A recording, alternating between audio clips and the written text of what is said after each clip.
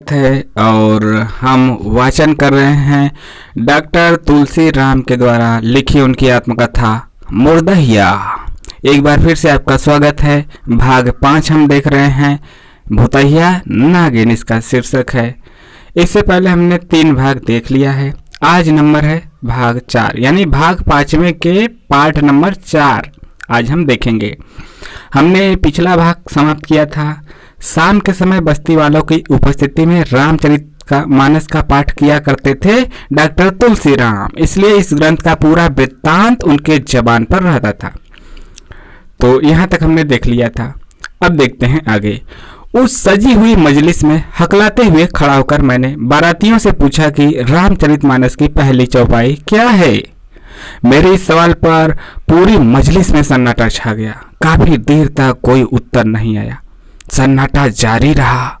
इस बीच गांव के फेरू काका ने जोर से चिल्लाकर कहा, बता दे बेटा, बता दे। मैंने उत्साहवश गाकर सुनाया, बंदौ गुरु पद पदुम परागा, सूरज सुबास सरस अनुरागा, आमिया मोरी में चूरन चारू, समान सकल भवरुज परिवारू। इस उत्तर के साथ ही वहां इकट्ठे सैकड़ों घराती खड़े होकर तालियां बजाने लगे। नगर चाचा बार बार कहते, और पूछ और पूछ। मेरा भी साहस ऐसा बढ़ा कि मैंने एक के बाद एक रामचरितमानस से प्रश्नों की झड़ियां लगा दी। इन प्रश्नों में मनु, शत्रुपातप, मारीच प्रकरण, सीता त्रिजटा संवाद, मेघनाथ वध जैसे अनेक प्रश्न शामिल थे। बारातियों की ओर से कोई उत्तर नहीं आया। घरातियों के दंभ का ठिकाना नहीं रहा। इस विजय के दंभ के कारण गांव के पहलवान एक बार पुनः बाना बनेठी भाजने लगे, जिसके कारण घरातियों बारातियों के बीच काफी तनाव बढ़ गया। किसी तरह मामला शांत हुआ। इस प्रथम शास्त्रार्थ की विजय के बाद दूर दूर स्थित दलित बस्तियों में विवाह के अवसर पर शास्त्रार्थ के लिए मेरी मांगे बढ़ने लगी। 8वां दर्जा पास करते ही यह मेरी एक विचित्र उपलब्धि थी। मैं मजलिसों में शास्त्रार्थ के लिए काफी मशहूर हो गया। जुलाई 1962 में जब स्कूल खुला तो 9वीं कक्षा का नज़ारा कुछ और मैं काफ़ी उत्साहित था। कुछ और ही था और मैं काफ़ी उत्साहित था। अन्य विषयों के साथ रेखा गणित एक नया विषय था। मेरी रुचि इस विषय में इतनी बढ़ गई थी कि शीघ्र ही मैं किसी भी प्रमेय को हल कर लेता था। इन प्रमेयों में सबसे प्रमुख था पाइथागोरस का प्रमेय, जिसे पूरे स्कूल में सिर्फ मैं हल कर पाता था। लेजर के दौरान यानी रेसेस के दौरान पहले की तरह ही मैं मैदान में बैठ जाता और अनेक लड़के मुझे घेर कर बैठ जाते। अब फेमस हो गया था लेखक। और मैं जमीन पर खपड़े से लिखकर उन्हें प्रमेय हल करना सिखाने लगा। 9वीं कक्षा में मुझे रेखा गणित सर्वाधिक प्रिय लगती थी। इस बीच न जाने क्यों मेरी कक्षा के कुछ छात्र मुझसे बहुत चिढ़ने लगे, जिनमें एक थे हीरालाल। वे लोहार जाति के थे, किंतु अकारण वे मुझे चमरा चमरा कहकर बुलाते तथा बात बात पर गालियां देने लगते थे। हीरालाल की एक विशेषता यह थी कि वे फुटबॉल के बहुत अच्छे खिलाड़ी थे। उनकी इस कला के सभी लोग सराहना करते थे। मैं भी उनका बड़ा प्रशंसक था, किंतु वे मुझे जन्मजात दुश्मन समझने लगे। वे हमेशा कुछ छत्री छात्रों के साथ रहते और जाति सूचक गालियों का इस्तेमाल करते हैं। इन लोगों के चलते कक्षा में मेरे लिए बैठना मुश्किल हो गया था। इस दौरान 20 अक्टूबर 1962, 20 अक्टूबर 1962 को भारत चीन युद्ध शुरू हुआ। हमारे स्कूल में अध्यापक रोज युद्ध की बातें करते हुए देश प्रेम से संबंधित किस्से कहानियां सुनाते। प्रधानाध्यापक यानी कि जो प्रिंसिपल धर्मदेव मिश्र थे, लगभग रोज ही स्कूल पर सभा करते और बताते कि युद्ध के लिए हथियार के बदले अमेरिका सोना मांग रहा है। वे सुरक्षा कोष में सोना इकट्ठा करने के लिए प्रेरित करते हैं। ये अध्यापक लड़कों को लेकर गांव-गांव घूमते और सुरक्षा कोष के लिए रुपया पैसा इकट्ठा करते। कई जगहों पर औरतें सोने के छोटे मोटे गहने भी दिया करती थी। इकट्ठा की गई धनराशि तथा अन्य सामग्री विकास केंद्र जहानागंज में सौंपी जाती थी।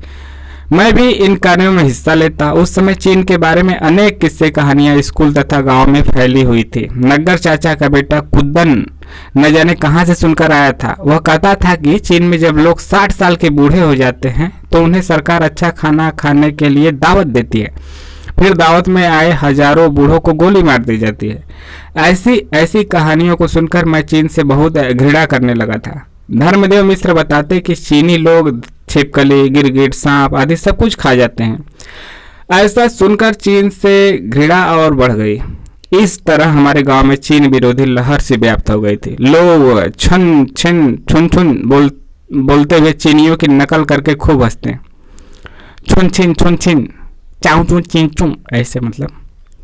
मेरे मन में अमेरिका के प्रति भी घृणा का भाव उमड़ता रहता था, क्योंकि हथियार के लिए उसे सोना चाहिए था। यह बात मेरे गले नहीं उतरती थी। उसी समय तत्कालीन मुख्यमंत्री चंद्रभानु गुप्त आए हुए थे। हम अपने सारे अध्यापकों के साथ उस सभा में गए। चंद्रभानु गुप्त मंच पर विराजमान थे। हजारों की भीड़ जमा थी। इस बीच मंच पर वहीं पुराने बिरहा उस्ताद जयश्री यादव अपनी मंडली लेकर आ गए। वे खड़े होकर लोहे की करताल बजाते हुए गाने लगे। क्या गाए? दौरा दौरा भात के किसनवा, सीमानामा पे चोर अइला चीनवा, सुरक्षा कोष में दान देबा साथे के टिकौआ, मत्थे के टिकौआ रामा मत्थे के टिकौआ, और देबा हाथ के कंगनवा, सीमानामा पे चोर अइले चीनवा हो। इसी धुन पर वे अपने बिरहा के माध्यम से एक विवाहिता युवती के सारे आभूषण सुरक्षा कोष में समर्पित करा देते हैं। इस बिरहा का तत्काल प्रभाव यह पड़ा कि अनेक औरतें अपनी अपनी अंगूठी मुनरी उतार कर सौंपने लगी। मैं भी मंत्रमुग्ध इस बिरहा को सुनता रहा। बड़ा रोमांच था। उस समय ऐसा लगता था कि यदि कोई चीनी मिल जाए तो उसकी बोटी बोटी कर दी जाए। इस युद्ध के दौरान जयश्री यादव हमारे पूरे क्षेत्र में बहुत मशहूर हो गए। वे जगह जगह आयोजित सभाओं में इस बिरहा को गा गा कर देश भावना जगाते रहते थे। युद्ध की चर्चाओं से हमारी पढ़ाई भी प्रभावित होती थी। युद्ध बंद होते ही कड़ाके का जाड़ा पड़ने लगा। भंडारी चाचा जब कलकत्ता से रिटायर्ड होकर आए तो मेरे लिए वे वहीं से एक पाजामा लेते आए थे, किंतु मैं शर्म के मारे उसे नहीं पहनता था। 9वीं कक्षा में बहुत सारे लड़के पाजामा पहनकर आते थे। एक दिन मैंने जैसे तैसे हिम्मत जुटाई और पाजामा पहनकर स्कूल चला गया। शर्म के मारे पाजामे को ऊपर खोस लिया था ताकि वह धोती की तरह लगे। पहले दिन एक बार कक्षा में बैठा तो दिन भर बैठा ही रहा। शर्म के मारे उठा नहीं। बड़ी तेज पेशाब लगी थी, किंतु अपनी दर से हटा नहीं। शाम को छुट्टी होने पर सबसे बाद में कक्षा से निकलकर पहले पास वाले अरहर के खेत में गया। वापस आने पर बड़ी राहत मिली। मतलब पेशाब करने गए लेखक। पाजामा पहनने देखकर गांव के ब्राह्मण कहते, बाप के पाद न आवे पूत शंख बजावे। जाहिर है मेरे बाप खेत में मजदूरी करते थे, इसलिए उक्त व्यंग मुझे बहुत खलता था, किंतु कुछ जवाब नहीं दे पाता था। ब्राह्मण यह भी कहते, अरे ईता अड़कुटवा जैसन लगा था। हमारे गांव के पास वाले गांव भुजही के रहने वाले 2 मुस्लिम भाई थे, जो बड़ी सड़सी नुमा एक मशीन लेकर गांव गांव घूमकर बैलों के अंडकोशों को कुचलकर बधिया करते थे। बधी, ताकि वह प्रेग्नेंट ना कर सके। किसका कहा है? बैल। हाँ, वह प्रेग्नेंट ना कर सके गायों को, मतलब वही है ना, नसबंदी। बैलों को बधिया करने का तरीका बड़ा निर्दयी होता था। मतलब ऐसे कर देते थे तो वह प्रेग्नेंट नहीं कर पाएगा। प्रेग्नेंट मतलब वहीं यार बधिया, मतलब नहीं कर पाएगा गायों को, और उसके बाद महकेगा नहीं। बैलों को पटक कर 8-10 आदमी बांस की काड़ियों से उसे सुअर की तरह दबाते रहते और इस तरह अड़कुटवा उसे बधिया कर देते थे। वे भी मेरी तरह पाजामा ऊपर खोसकर उटंग करते आते जाते रहते थे, या यूं कहें कि मैं उनकी तरह पाजामा खोसकर चलता था। यही कारण था कि गांव के ब्राह्मण मुझे अड़कुड़वा जैसा कहने लगे। धीरे धीरे स्कूल में भी अनेक छात्र मुझे अड़कुड़वा कहने लगे। उधर मेरी दलित बस्ती के लोगों ने भी मेरे पाजामे के लगभग आधा दर्जन पर्यायवाची शब्द बना डाला, जिनका उल्लेख करना संभवतः भाषा की अवमानना होगी। इस बीच एक दिन मैंने स्कूल के बरामदे में खड़ी एक साइकिल के हैंडल को छू लिया। यह साइकिल भुजई गांव के रणबीर सिंह की थी। पूरे स्कूल में वहीं एक ऐसे व्यक्ति थे जो साइकिल से आते जाते थे। मैंने ज्यों ही साइकिल को छुआ, अचानक पीछे से मेरे सिर पर जोर का तमाचा लगा और मैं गिर गया। उठने से पहले मुझे सुनना पड़ा, चरजामा पहिर के तोहार दिमागवा खराब हो गया सरौ कहीं के। ऐसा सुनाने वाले कोई और नहीं बल्कि स्वयं रणबीर सिंह थे, जो मेरे पीछे पीछे आ रहे थे। जिन्हें मैं देख नहीं पाया था। यह घटना मेरे पाजामे की पराकाष्ठा थी। अंततोगत्वा इसने मुझे पिटवा ही दिया। यह पाजामा मेरे लिए एक मुसीबत बन गया था। मैं कितना भी ऊपर खोसकर उसे धोतीनुमा बनाता, वह उटंग होकर सही मायनों में मुझे अड़कुड़वा की श्रेणी में ला देता। आखिर साला था तो पाजामा ही। हाँ, तो पजामा ही था। तो आज के लिए इतना ही। भाग 5 समाप्त हुआ। आज भाग 5 समाप्त होने की खुशी हुई हमें, आपको भी खुशी होगी कि 4 पार्ट में समाप्त हुआ। 4 पार्ट थोड़ा सा छोटा है, बाकी 3 पार्ट थोड़ा थोड़ा बड़ा है।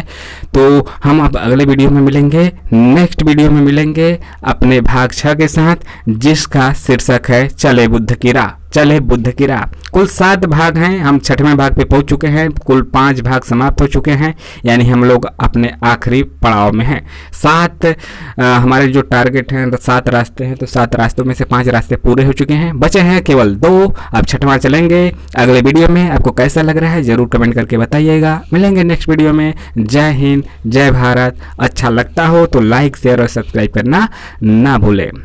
आपका दिन शुभ हो।